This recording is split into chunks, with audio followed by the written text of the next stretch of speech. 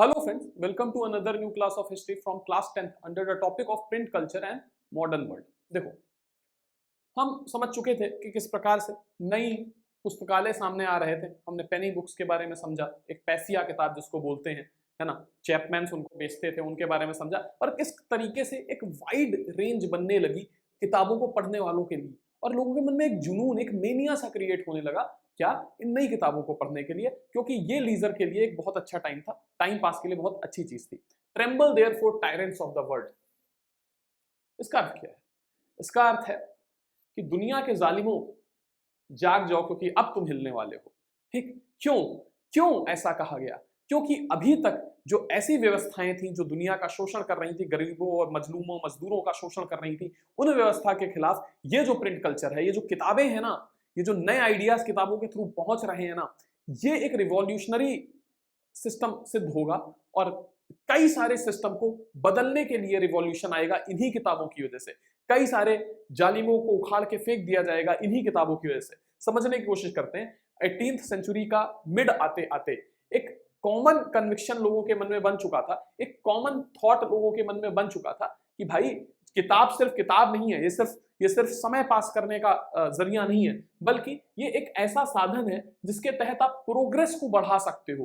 Progress यानी कि growth जो है ना, यानी कि जो उन्नति है उसको पूरी दुनिया में फैला सकते हो। ठीक है, जो ज्ञान है उसको फैला सकते हो। कई सारे लोगों को लगता था कि जो किताब है वो इस दुनिया को चेंज कर देंगी, सोसाइटीज को आजाद कराएंगी। किससे? डिस्पोटिज्म से। डिस्पोटिज्म का क्या मतलब होता है? डिस्पोटिज्म का मतलब होता है तानाशाही। किसी की बात को जो नहीं सुनते हैं, डिस्पोटिक रूलर्स कहलाते हैं। जो अपने हिसाब से डिसीजंस को लेते हैं और किसी की नहीं सुनते, उसको उनको डिस्पोटिक बोला जाता है। टायरनी, टायरनी का मतलब होता है जंगल राज, है ना, जंगल राज, यानी कि कोई न्याय व्यवस्था ही नहीं है, कोई सिस्टम ही नहीं है। ठीक है, और एक ऐसा समय का उदय होगा जहां पर रीजन होगा, है ना, रीजन, इंटेलेक्ट, ये सारी चीजें रूल करेंगी। कारण रूल, जो मैंने बताया ना कि रीजन, लॉजिक, रेशनैलिटी का पिछले लेक्चर्स में मैंने जिक्र किया था, है ना, तो वो सारी चीजें रूल करेंगी, और इससे समाज में क्या आएगा? इंटेलेक्ट आएगा, बुद्धिमत्ता आएगी, ज्ञान आएगा, है ना। लुइस सेबेस्टियन मार्सियर, इनको वैसे मर्सिये पढ़ते हैं, यहां इंग्लिश में मर्सियर लिखा है पर इसको फ्रेंच भाषा में मर्सिये बोलते हैं। ठीक है, तो लुइस सेबेस्टियन मार्सियर ये एक उपन्यासकार थे 18वीं शताब्दी में। 18वीं शताब्दी में इन्होंने कई सारे नॉवल लिखे। ये फ्रांस से बिलोंग करते थे, और इनका ये मानना था कि जो प्रिंटिंग प्रेस है ये सबसे पावरफुल इंजन है पब्लिक प्रोग्रेस का, है ना। दुनिया को बदलने के लिए, जनता को बदलने के लिए सबसे ताकतवर इंजन है जो उन्नति लेके आ सकता है, चेंज लेकर के आ सकता है, और public opinion is the force that will sweep despotism away. क्यों? क्योंकि भाई इससे प्रोग्रेस आ रही है। ठीक है, किताबों से लोगों की थॉट बदल रही है, नए विचार आ रहे हैं, तो पब्लिक ओपिनियन बदल रहा है, लोगों के विचार बदल रहे हैं, और डिस्पोटिज्म के खिलाफ वो खड़े हो रहे हैं। जैसे चर्च डिस्पोटिक है, जो मोनार्क है वो डिस्पोटिक है, तो इससे धीरे धीरे और जैसा कि फ्रेंच रिवॉल्यूशन में हमने देखा भी, है ना, तो ये चीजें बदल जाएंगी किताबों के आने से। इन मैनी ऑफ मार्सियर्स novel the heroes are transformed by acts of reading. जो मार्सिये, जैसा कि हमने देखा कि ये क्या थे, ये एक उपन्यासकार थे, और उनके उपन्यासों में जो नायक होते थे, जो हीरोज होते थे, जनरली वो हीरोज पहले बहुत अच्छे लोग नहीं होते थे, या फिर हम ये मान सकते हैं कि वो हीरोज कॉमन पब्लिक की तरह होते थे, जो सामाजिक व्यवस्था से इतना मतलब नहीं रखते थे। लेकिन फिर वो हीरो कोई किताब पढ़ेगा, और किताब को पढ़ने के बाद अचानक से उसके मन में ज्ञानोदय होगा, उसके मन में इंटेलेक्ट आएगा, उसको समझ में आना शुरू होगा कि नहीं, चीजें उतनी आसान नहीं है जितनी मैं देख रहा हूं, और उसके बाद से वो रेबल बनेगा और व्यवस्था को बदल के रख देगा। तो ऐसे लोग इसके नॉवेल के हीरोज होते थे। और जब सच में लोग ऐसी नॉवेल्स को पढ़ते थे, जिस नॉवेल के नायक ने, जिस नॉवेल के हीरो ने कोई किताब पढ़ने के बाद दुनिया को बदलने की जिम्मेदारी ली हो, उस विचार को फैलाने की जिम्मेदारी ली हो, तो उन लोगों के मन में भी, पाठकों के मन में भी, रीडर्स के मन में भी ये थॉट आता था कि मैं भी अब इस किताब को पढ़ चुका हूं और अब मैं भी दुनिया बदलूंगा, है ना। दे डिवोर बुक और lost in the world of books, create and become enlightened in the process.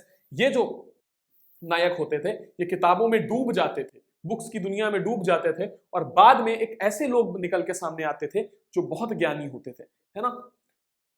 तो धीरे धीरे लोगों को ये समझ में आने लगा कि भाई ये जो प्रिंट मीडिया है ना भाई, यही एनलाइटनमेंट लेके आएगी, यही ज्ञानोदय लेकर के आएगी, ठीक है। और ये डिस्पोटिज्म का जो आधार है, जिस पर डिस्पोटिज्म टिका हुआ है, डिस्पोटिज्म का मतलब मैंने बता दिया तानाशाही, जिस पर वो टिकी हुई है उसी को बर्बाद कर देगा। इसीलिए जो मार्सियर था उन्होंने प्रोक्लेम किया कि tremble therefore tyrants of the world, यानी कि दुनिया के जालिमों हिल जाओ, है ना। क्योंकि अब क्या होने वाला है मैं पहले भी बता चुका हूं, tremble before the virtual writer. किसके सामने हिल जाओ, किसके सामने कांप जाओ, कांप जाओ तुम जो वर्चुअल राइटर्स हैं, जो ये किताबें लिख रहे हैं उनके सामने, ठीक है। इतनी बातें हमको ध्यान में रखनी। इसके बाद क्या है, दूसरा पॉइंट है कि print culture and the French revolution, ठीक। किस प्रकार से प्रिंट कल्चर आगे बढ़ेगा और फ्रेंच रिवॉल्यूशन आएगा। कई सारे हिस्टोरियंस जो हैं वो ये आर्ग्यूमेंट देते हैं कि जो प्रिंट कल्चर है ना, उसने ऐसी कंडीशंस, ऐसी परिस्थितियों को जन्म दिया जिससे फ्रेंच रिवॉल्यूशन दुनिया में आया। क्या हम ऐसे कुछ कनेक्शंस बना सकते हैं? देखो यहाँ पर तीन तरीके के आर्गुमेंट्स दिए जाते हैं, ठीक। तीन तरीके के आर्गुमेंट्स दुनिया के सामने रखे जाते हैं। पहला आर्गुमेंट क्या है कि भाई जब जैसे जैसे प्रिंट कल्चर आया उससे एनलाइटनमेंट के जो थिंकर्स थे उनके आइडिया पॉपुलराइज हुए। ये शब्द बार बार आ रहा है सर, एनलाइटनमेंट एनलाइटनमेंट, क्या करें हम इसे एनलाइटनमेंट का? एनलाइटनमेंट का मतलब होता है ज्ञानोदय, ठीक है, ज्ञानोदय। ये ज्ञानोदय क्या है? एक शब्द आएगा रेनेसां या रेनेसेंस, तुमने ये पहले भी देखा हो संभवतः, ठीक है। इसका मतलब होता है नव जागरण या पुनर्जागरण, और इसका मतलब होता है ज्ञानोदय। यानी कि एक समाज जो अभी तक अंधविश्वासों में, कुरीतियों में जकड़ा रहेगा, उस समाज में अब लॉजिक के आधार पर बातें होने लगेंगी, रेशनैलिटी के आधार पर बातें होने लगेंगी, तथ्यों के आधार पर बातें होने लगेंगी, रीजन के आधार पर बातें होने लगेंगी। यानी हम कहेंगे उस समाज में ज्ञानोदय हुआ है। एक समाज जो पहले ज्ञानी था पर कुछ समय के लिए वो अंधकार में चला गया और फिर से उसका ज्ञानोदय होगा, उसको रेनेसां बोलेंगे। पर ये रेनेसां इंडिया के कॉन्टेक्स्ट में यूज होगा और इसको पुनर्जागरण बोलेंगे, क्योंकि इंडिया की जो सोसाइटी थी ये पहले ज्ञानी थी। यानी कि अगर हम अपना वैदिक दौर देखते हैं तो हम बहुत ज्ञानी लोग थे, लेकिन अंग्रेजों के आने के बाद, मुस्लिम्स के अटैक्स के बाद हम लोग दुनिया में काफी पिछड़ते चले गए। हमारी साइंस बहुत आगे थी, हमारी इकोनॉमिक्स बहुत आगे थी, पॉलिटिक्स बहुत आगे थी, लेकिन मुस्लिम्स और अंग्रेजों के आने के बाद ये चीजें दबती चली गई। तो ये अंधकार का दौर माना जाएगा। और उसके बाद फिर अंग्रेजों को हटाने के लिए हम फिर से एक हुए, हमारे यहाँ रेनेसां आया, स्वामी विवेकानंद, ठीक है, राजा राम मोहन राय, ईश्वर चंद्र विद्यासागर, ठीक। लेकिन इंग्लैंड में इस रेनेसां का मतलब है पुनर्जागरण नहीं, नवजागरण, क्योंकि दोबारा तो वो व्यक्ति जागेगा ना जो सोया हुआ हो। तो भारतीय समाज सोया हुआ था इसलिए वो दोबारा जागा, लेकिन जो समाज कभी जगा ही नहीं था वो तो पहली बार जगेगा, यानी नव, यानी नया जागरण होगा उसका। यानी कि जब मार्टिन लूथर किंग आए और उन्होंने इस तरीके की बातों को बोलना शुरू किया कैथोलिक चर्च के खिलाफ, तब हम ये कह सकते हैं कि रेनेसां की शुरुआत हो गई। कहां पर? इस सोसाइटी के अंदर, इस यूरोपियन सोसाइटी के अंदर रेनेसां यानी कि नव जागरण की शुरुआत हो गई। और बाद में ये नव जागरण धीरे धीरे एनलाइटनमेंट लेकर के आया, ठीक है। क्या लेके आया? एनलाइटनमेंट लेके आया। अब सवाल ये है कि एनलाइटनमेंट रेनेसां से किस प्रकार से अलग है? तो हम ये मानेंगे कि रेनेसां लोगों के जागने की एक प्रक्रिया थी। एक renaissance was a process and because of renaissance enlightenment arrived in Europe, ठीक है। तो एनलाइटनमेंट इज द रिजल्ट और रेनेसां प्रोसेस था, ठीक है। तो अब लोग धीरे धीरे समझदार हो रहे थे, यानी कि कई सारे लोग ऐसा मानते हैं कि जो प्रिंट मीडिया था, जो प्रिंट टेक्नोलॉजी आ गई थी, इसके तहत ये किताबें इस समय जो एनलाइटनमेंट थिंकर्स थे, जो लॉजिक की बात करते थे, रेशनैलिटी की बात करते थे, और हर क्षेत्र में, यानी कि पॉलिटिक्स में भी लॉजिक और रेशनैलिटी और हम कह सकते हैं रीजन की बात करते थे, जो कि सोसाइटी में भी रेशनैलिटी, लॉजिक, रीजन की बात करते थे। साइंस तो बिना लॉजिक, रेशनैलिटी और रीजन के हो ही नहीं सकता, है ना।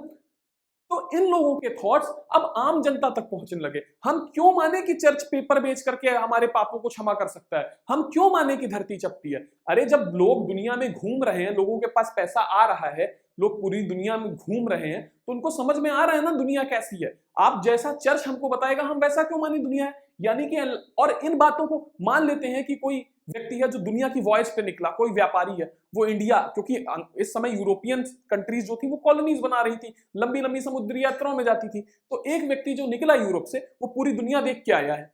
चर्च दुनिया कुछ और तरीके से बता रहा है। चर्च कहता था कि रियल वर्ल्ड को आप जान ही नहीं सकते हो, रियल वर्ल्ड को सिर्फ प्रीस्ट जान सकते हैं, क्योंकि भगवान ने हमको अथॉरिटी दी है, गॉड ने हमको अथॉरिटी दी है।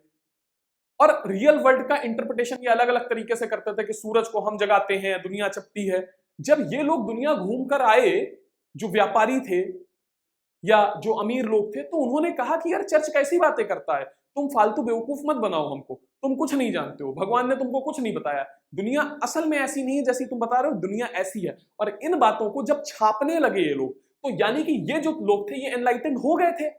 और सिर्फ जो घूम रहे थे वही एनलाइटेंड नहीं थे, जो चर्च की अथॉरिटी पर क्वेश्चंस करते थे, नए नए रिसर्च करते थे। आइजैक न्यूटन था, कॉपरनिकस था जिसने कहा था धरती गोल है, धरती सूरज के चक्कर काटती है, गैलीलियो था। तो ये सब एनलाइटेंड हो गए थे और इसके लिए इनको घूमने की जरूरत नहीं पड़ी थी, सिर्फ ऑब्जर्वेशन के बल पर, लॉजिक के बल पर, रीजन के बल पर, रेशनैलिटी के बल पर ये एनलाइटन हो गए थे। और जब ये बातें किताब में लिखेंगे, ये विचार दुनिया में फैलेंगे और फिर सब लोग एनलाइटन होंगे, सब लोगों के अंदर ज्ञान उदय होगा। ज्ञान उदय यानी कि उगना, ठीक है। तो कहने का मतलब हमको समझ में आ रहा है कि प्रिंट ने धीरे धीरे एनलाइटनमेंट थिंकर्स के जो आइडियाज थे उनको पॉपुलराइज करना शुरू कर दिया। और कलेक्टिवली यानी सामूहिक रूप से हम देखें तो इनकी जो राइटिंग्स थी, है ना, इन्होंने उस समय की जो ट्रेडिशन थे, उस समय की जो परंपराएं थी, उस समय का जो अंधविश्वास था, उस समय की जो तानाशाही थी, उसके ऊपर एक क्रिटिकल कमेंट्री करना शुरू किया। बहुत क्रिटिकल व्यू करना, क्रिटिकल का मतलब होता है आलोचना करना किसी चीज की। फिर से बता रहा हूं कि किसी चीज को क्रिटिसाइज करने का मतलब उसकी बुराई करना नहीं होता है, आलोचना करी जाती है किसी चीज में सुधार के मकसद से। यानी कि कई बार साइंस में तुमने अक्सर पढ़ा होगा कि एक व्यक्ति था, उसकी थ्योरी को क्रिटिसाइज करके एक नई थ्योरी दी गई। और पुराने साइंटिस्ट को कभी दुख नहीं होता है जब उसकी थ्योरी को कोई क्रिटिसाइज करता है। बात समझ में आई? क्योंकि अगर मैं आज कोई थ्योरी दूंगा और इस थ्योरी को जब तक ये गलत सिद्ध नहीं होगी तब तक इसको सही माना जाएगा, और कल को जब कोई साइंटिस्ट आएगा तो मेरी थ्योरी को क्रिटिसाइज करेगा और एक नई थ्योरी देगा, तब मेरी थ्योरी खारिज हो जाएगी। इसका मतलब क्या है कि मेरी थ्योरी की बुराई नहीं कर रहा है कि शिवान शुक्ला एक बुरे आदमी थे, उनकी ये थ्योरी बहुत बुरी थ्योरी है। वो मेरी थ्योरीज की कमियां बता रहा है जिससे कि वो उस चीज में इवोल्यूशन कर सके, उसको और डेवलप कर सके, ठीक है। तो क्रिटिसिज्म हमेशा नेगेटिव नहीं होता है। क्रिटिसिज्म किसी चीज की आलोचना करना इसलिए ताकि बेहतर चीज सामने आ सके हमारे, है ना। तो इन किताबों ने एक क्रिटिकल कमेंट्री प्रोवाइड करी। ये एकदम ट्रेडिशन को खत्म नहीं करना चाहती थी, परंपराओं को एकदम नहीं, अंधविश्वासों को एकदम नहीं, डिस्पोटिज्म को एकदम नहीं। ये कहते हैं अगर सही है तो रहे, हम लॉजिक देंगे, हम रेशनैलिटी से बात करेंगे, हम रीजन देंगे, सही है तो रहे ना, क्या दिक्कत है। बात समझ में आ रही है? तो they argued for the rule of reason rather than customs. तो ये कहते थे कि अगर कोई चीज रीजन लॉजिक पर सही उतर रही है, खरी उतर रही है, तो वो रहे, ना कि परंपराओं पर, है ना। अगर कोई चीज रीजन पर बेस्ड है, परंपराओं पर बेस्ड है, ठीक है, तो उस चीज को रहना चाहिए, उसको हम सही मानेंगे। And demanded that everything be judged through the application of reason and rationality.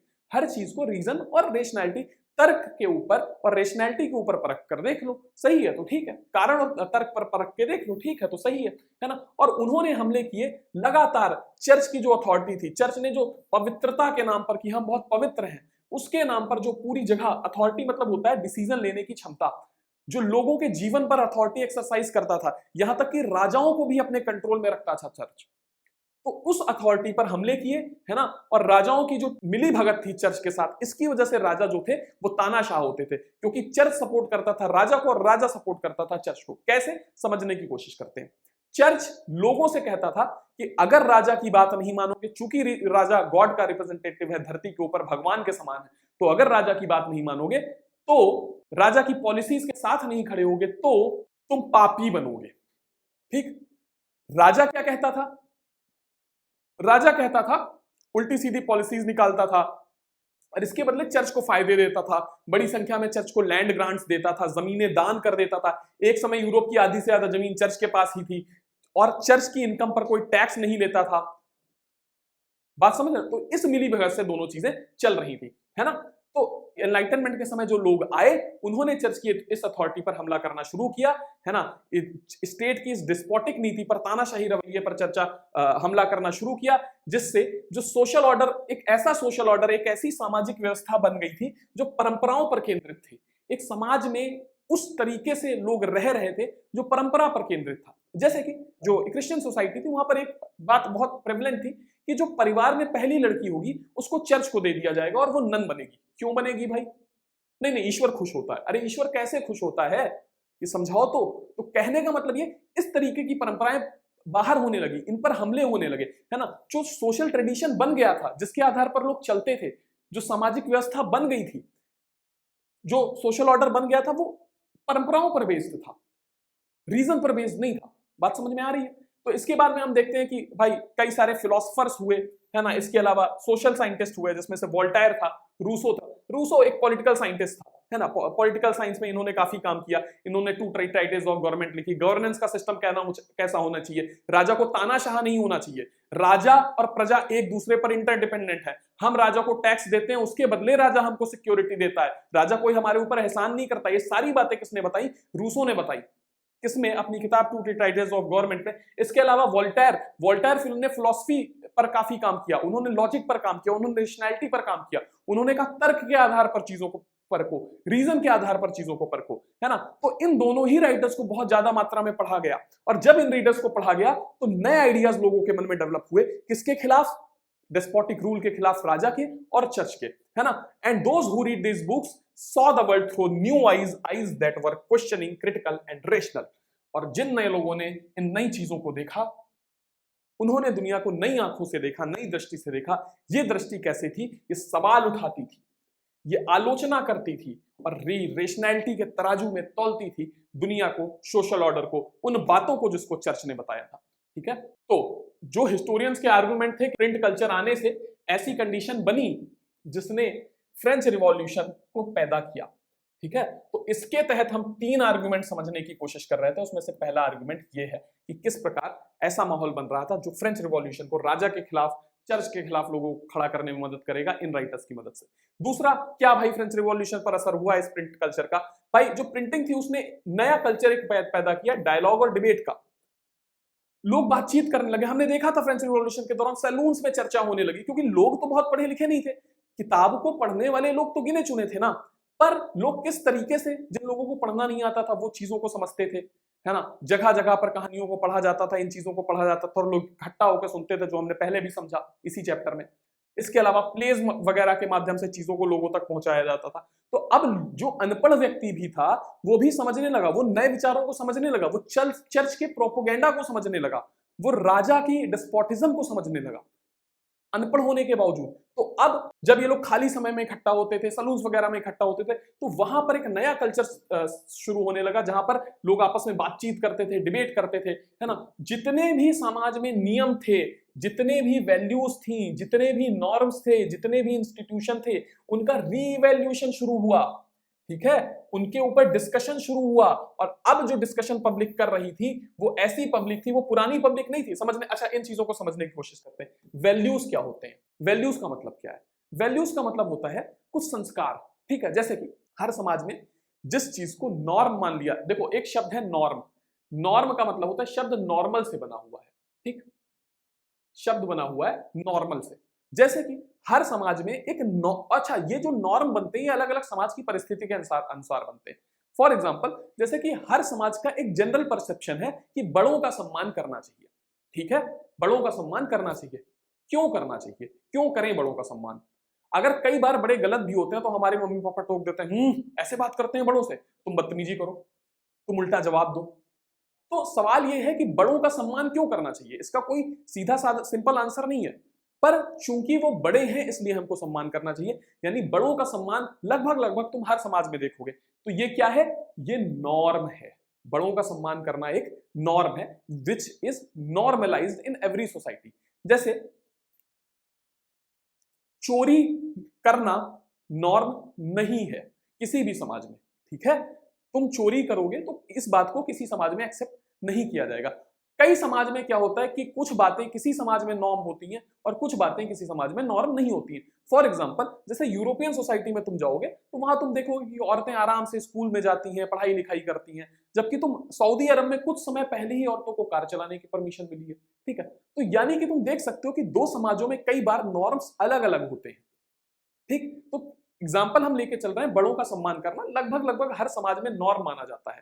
ठीक, इस नॉर्म को जिस चीज से डिपिक्ट किया जाता है उसको हम वैल्यू बोलते हैं। यानी कि बड़ों का सम्मान करना नॉर्म है। हिंदुस्तान में बड़ों के पैर छूते हैं, ये वैल्यू है।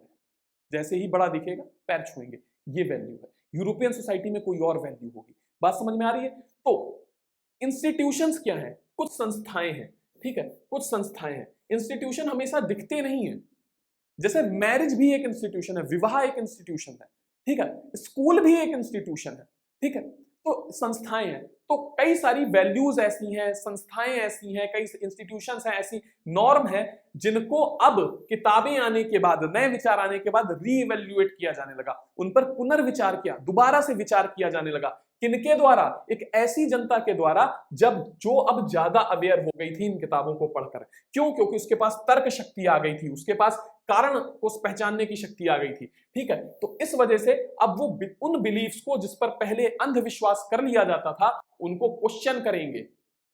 जैसे कि चर्च ने कह दिया धरती गोल है, उसने बोल दिया पादरी ने कि मैं सूरज को उठाता हूं तब सूरज निकलता है, लोगों ने हाँ हाँ ऐसा होता, बिल्ली रास्ता काट गई अब निकलो नहीं, हाँ हाँ नहीं निकलेंगे। तो अब ये जनता वो नहीं थी जो किसी बात को ऐसे ही मान लेगी, ये जनता अब हर चीज को रीजन पर तौलेगी, क्योंकि अब इन्होंने पढ़ाई लिखाई करी थी, है ना, इन किताबों के माध्यम से, ठीक। तो अब नया पब्लिक कल्चर डेवलप होने लगा, यानी कि अब एक ऐसी स्थिति पैदा हो रही थी कि जो एक नया सामाजिक आंदोलन तैयार करने वाली थी, क्योंकि अब जो स्टैब्लिश्ड विचार थे लोगों को उनकी सच्चाई समझ में आने लगी थी, जो स्टैब्लिश्ड कल्चर थे, स्टैब्लिश्ड नॉर्म थे और जो स्टैब्लिश्ड इंस्टीट्यूशंस थे उनकी सच्चाई लोगों को समझ में आने लगी थी कि वो कितने शैलो थे, कितने उथले थे, ठीक।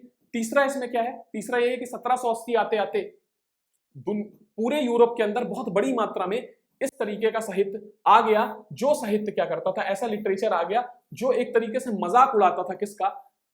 रॉयल्टी का, शाही परिवार का, राजा का, ठीक है। और उन्होंने जो चीजें मोरल बता रखी थी, जिसको नैतिक बता रखा था, नैतिक मतलब जैसे कि समाज में नैतिकता क्या होती है, नैतिकता कई चीज, झूठ ना बोलना ये नैतिकता है ना, तो हर काम को ईमानदारी से करना बिना किसी इल विल के, ये सब नैतिकता है। तो जिन चीजों को इन्होंने नैतिक बता रखा था, जैसे कि चर्च के खिलाफ नहीं जाना है कुछ भी हो जाए, क्यों नहीं जाना है भाई? क्योंकि ये इमोरल है ना, तो राजा के खिलाफ नहीं जाना है क्योंकि इमोरल है। तो इन सारी चीजों को क्रिटिसाइज करना शुरू कर दिया इस लिटरेचर ने, जो अब बाजार में भरा पड़ा हुआ था और लोगों तक इजीली अवेलेबल था। ये राजाओं का, चर्च का बहुत मजाक उड़ाता था, मॉकरी की जाती थी, है ना, उन चीजों का, उनके द्वारा एस्टेब्लिश्ड प्रथाओं का बहुत बड़ी मात्रा में मजाक उड़ाया जाता था। और इस पूरी प्रक्रिया में ये क्वेश्चन लोगों के मन में उठाता था, लोगों के मन में सवाल पैदा करता था कि जो अभी सोशल ऑर्डर चल रहा है, जो अभी सामाजिक व्यवस्था चल रहा है, वो सही है क्या? वो सच में सही है?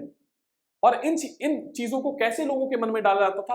कार्टून्स के माध्यम से, कैरिकेचर्स के माध्यम से। कैरिकेचर्स क्या होते हैं? कैरिकेचर्स होते हैं जो चित्र के माध्यम से व्यंग किए जाते हैं। कभी न्यूज़पेपर में अमूल का ऐड देखा है, जो कंटेम्पररी इश्यूज पर अमूल का कार्टून आता है, तो उसको कैरिकेचर बोलते हैं, है ना। कई सारे कार्टून्स तुमने देखे होंगे, किसी का व्यंग बनाया जाता है पेपर में, है ना। तो ये मजाक उड़ाया जाता है इस मकसद से नहीं कि उसका मजाक उड़ाना है, इस मकसद से जिससे किसी नतीजे पर पहुंचा जा सके, जिससे लोगों को कुछ सोचने पर मजबूर किया जा सके, है ना। तो ऐसे कार्टून्स और कैरिकेचर सामने आते हैं जो कि that typically suggested that the monarchy remained absorbed only in sensual pleasure. और यहां पर इन चित्रों में ये दिखाया जाने लगा कि जो मोनार्की है, मोनार्की मतलब राजा का बेटा जहां राजा बनता है उसका बेटा राजा बनता है, ऐसी राज्य व्यवस्था को मोनार्की बोलते हैं। तो इन चित्रों के माध्यम से ये दिखाया जाने लगा कि जो मोनार्की है वो सिर्फ सेंसुअल प्लेजर में उलझी हुई है। हम कह सकते हैं कि जो चेतना से संबंधित आनंद है उनमें उलझी हुई है, ठीक है। कैसे? हमारे 5 सेंसुअल ऑर्गन्स होते हैं, 5 सेंसुअल ऑर्गन्स। क्या? आंख, कान, नाक, जीभ, त्वचा। इनसे रिलेटेड प्लेजर में मोनार्की सिर्फ उलझ के रह गई है। शराब पीती है, डांस वगैरह देखती है, सिर्फ पैसे को उड़ाती है, जनता के पैसे को, टैक्स पेयर के पैसे को, इस तरीके की चीजें करती है। सब इन कार्टून्स के माध्यम से दिखाया जाने लगा। और मोनार्की ये करा करती है, पब्लिक का ध्यान नहीं देती और इस वजह से जो आम जनता है वो तमाम मुश्किलों से लड़ती रहती है। ये जो लिटरेचर था ये पूरी तरीके से यूरोप में फैलने लगा, अंडरग्राउंड भी, छुप के भी प्रसारित किया जाने लगा, क्योंकि इस पर मोनार्की कंट्रोल करने की कोशिश करती थी, है ना, चर्च कंट्रोल करने की कोशिश करता था। और धीरे धीरे चूंकि इसको अंडरग्राउंड भी पब्लिश किया जाने लगा, छुप के भी पब्लिश किया जाने लगा, तो लोगों के मन में इसके पब्लिशिंग को रोक नहीं पाया कोई। इसलिए लोगों के मन में मोनार्की के प्रति, इस राज व्यवस्था के प्रति बुरे सेंटीमेंट्स, खराब सेंटीमेंट्स पैदा होने लगे कि इस मोनार्की को उखाड़ के फेंकना है। तो हम इन आर्गुमेंट्स को कैसे देखते हैं? There can be no doubt that the prints help to spread of new ideas. कोई संशय नहीं है कि भाई ये प्रिंट ने, इन किताबों ने नए आइडियाज को, नए विचारों को फैलाया। हमको ये भी याद रखना चाहिए कि वो लोग जो सिर्फ एक तरीके का लिटरेचर नहीं पढ़ते थे, वो भी उस समाज में थे। यानी कि जब ये सारी चीजें चर्च और राजा के खिलाफ लिखी जा रही हैं, तो राजा और चर्च भी तो इस टेक्निक को इसी टेक्निक से काउंटर करने की कोशिश करेंगे ना। या कई सारे राजा और चर्च के शुभ चिंतक हैं, कई सारे लोग हैं जो पुरानी मान्यताओं को बचाए रखना चाहते हैं, वो भी तो कुछ लिखेंगे ना। तो यानी कि अब दोनों साइड, यानी कि चर्च और राजा की डिस्पोटिज्म और उनके जो पाप हैं उनके खिलाफ लिखने वाले थे, तो उनके फेवर में भी लिखने वाले थे। यानी कि चर्च और राजा का प्रोपेगेंडा भी आगे बढ़ाने वाला लिटरेचर लिखा जाने लगा। और जो लोग थे वो सिर्फ एक चीज नहीं पढ़ते थे, ठीक है। या अगर लोग वोल्टायर और रूसो के आइडिया भी पढ़ रहे थे, उनके क्रांतिकारी उपन्यास पढ़ रहे थे, उनके क्रांतिकारी राइटिंग्स पढ़ रहे थे, ठीक है, जो कि मोनार्की को और चर्च के प्रोपेगेंडा को एक्सपोज करती थी, उसी समय लोग और भी चीजें पढ़ रहे थे जो चर्च और राजा का प्रोपेगेंडा था, वो चीजें भी पढ़ रहे थे।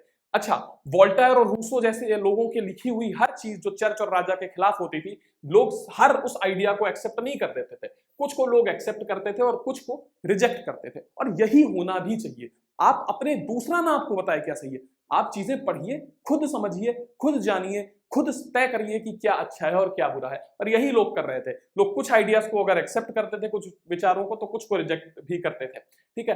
वो चीजों को अपने हिसाब से इंटरप्रेट करने की कोशिश करते थे, अपने तरीके से इंटरप्रेट करने की कोशिश करते थे। तो हम ये कह सकते हैं कि लोगों के दिमाग को प्रिंट डायरेक्टली शेप नहीं कर रहा था, डायरेक्टली उसको प्रभावित नहीं कर रहा था, नए मूवमेंट्स के लिए तैयार नहीं कर रहा था, बट ये एक तरीके की अपॉर्चुनिटी लोगों के दिमाग में जरूर पैदा कर रहा था कि लोग दूसरी तरीके से भी सोचे। सिर्फ जैसे चर्च ने बोला है वैसे मत सोचे, सिर्फ जैसे राजा बोलता है वैसे ना सोचे। तो आज की क्लास में इतना ही। अगली बार हम देखेंगे कि 19वीं सेंचुरी में प्रिंट मीडिया का जो आगे चलन किस तरीके से हुआ, इवोल्यूशन कैसे हुआ। आज की क्लास में इतना ही, बाकी चीजें नेक्स्ट क्लास में। धन्यवाद।